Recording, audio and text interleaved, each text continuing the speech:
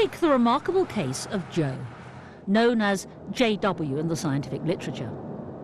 To control crippling epileptic fits, the main connections between the two sides of his brain were severed.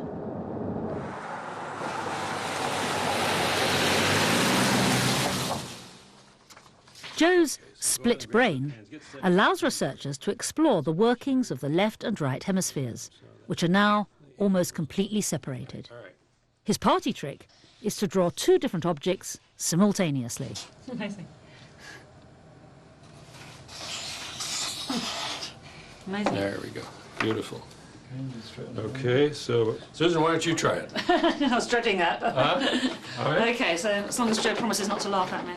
I won't laugh. There you go. Thanks. Okay. Okay.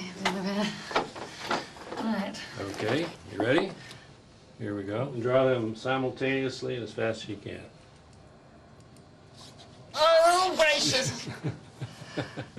What is that different? Over 30 years' work with split brainers has convinced Mike Gazzaniga that asymmetry is the key to understanding our mental abilities. To him, intelligence comes only from the left. Oh, gracious! Take a split brain patient and you measure their preoperative IQ and problem-solving skills and what have you. And then you split the brain, where you've now disconnected the two hemispheres. And you go back and measure the left hemisphere's problem-solving, verbal IQ and all that. It doesn't change a whit.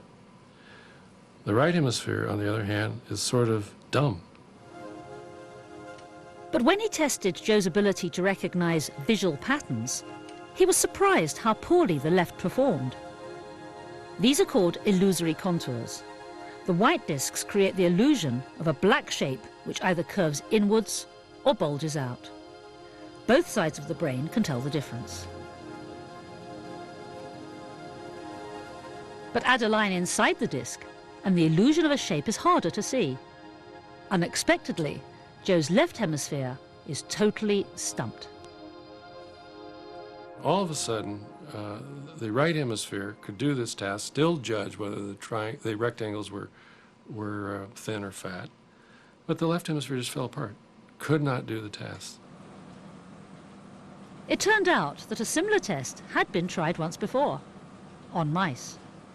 Astonishingly, the human's giant left hemisphere failed to distinguish two patterns that the tiny mouse brain could tell apart.